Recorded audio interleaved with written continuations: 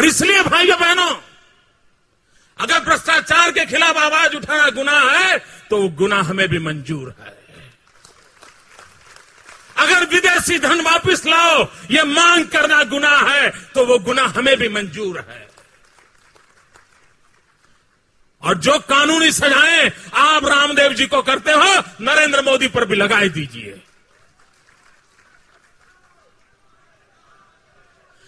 भाइयों बहनों, ये देश ऐसे नहीं चल सकता है। ये देश ऐसे नहीं चल सकता है।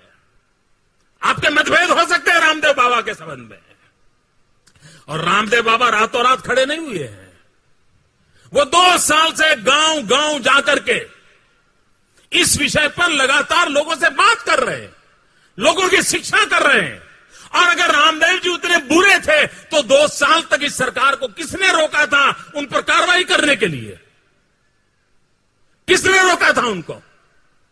और अगर इतने बुरे थे तो एयरपोर्ट पर रिसीव करने के लिए क्यों पहुंचे थे भाई?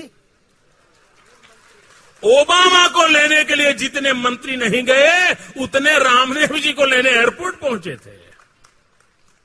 और उनको लगता था ये भगवे कपड़े वाला इंसान नाक और पेट फुलाने के सिखाता है, 5 मंत्री जाके खड़े हो जाएंगे तो बड़ा वो प्रभावित हो जाएगा और हमारी सब बातें मान लेगा। छोटी सी मांग है उसकी कि प्रधानमंत्री देश को विश्वास दे कि मैं काला धन वापस लाऊंगा। क्या कारण है प्रधानमंत्री इतना विश्वास देने को तैयार नहीं है? कोई बड़ी मांग नहीं है। उसने ये भी नहीं कहा कि किसी को जेल में डाल दो, उसने ये भी नहीं कहा कि यह कानून बना के, यह कुछ नहीं कहा।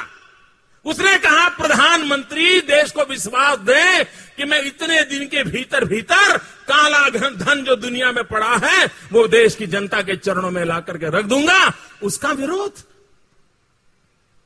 भाइयों बहनों, जिस प्रकार से जुल्म का रास्ता इन्होंने अपनाया है, क्योंकि अब तक उनके साथी दलों पर हमला होता था ना। हमने दूसरा संकल्प लिया है कि हम संसद में एक बिल पास करेंगे और उसके लिए सांसदों से हमने बात कर ली। कई सांसद तैयार हैं जिनके पैसे कहीं नहीं है। ऐसे हैं सांसद, अब बेचारे लूट ही नहीं पाए तो क्या करें, बोले वाले से। तो वो तैयार है, वो कहते हैं हम बिल लाएंगे संसद।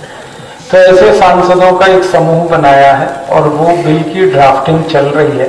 थोड़े दिन में इसको संसद में लाएंगे और संसद में जब बिल आएगा तो बाकी सब सांसद बहस करेंगे।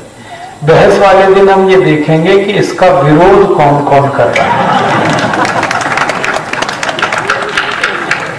जो विरोध करेगा पक्की बात है हरामी वही है, खमीना वही है, पैसे उसी के हैं, बेईमान वही। तो पता चल जाएगा पूरे देश को बेईमान कौन कौन है। अब संसद में 2 ही बात होंगी, या तो संसद के बेईमान सांसद इस बिल को पास नहीं होने दें, और या संसद में ईमानदार सांसद ज्यादा हुए तो वो बिल को पास करा दें।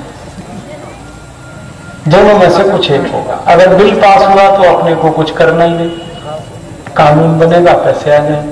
और बिल पास नहीं हुआ तो हमने एक तीसरा संकल्प लिया है कि 2014 में जब लोकसभा का चुनाव आएगा तब सारे देश में से 400 ईमानदार सांसदों को हम जिता के लाएंगे और फिर दोबारा से बिल पास।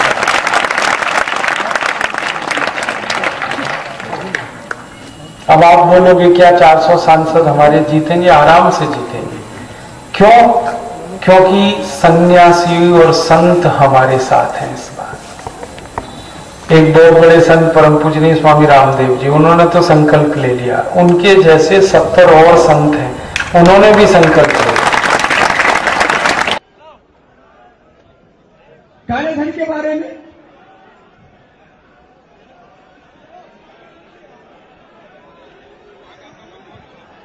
काले धन के बाबत में मेरे दोनों नेताओं ने बोल दिया है, ये काले धन को भी ठीक करना है, काले धन वालों को भी ठीक करना है।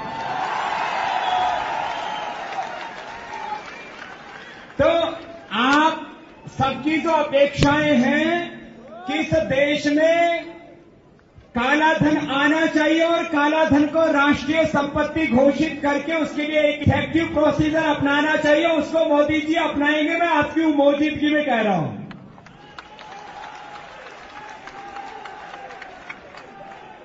आप एक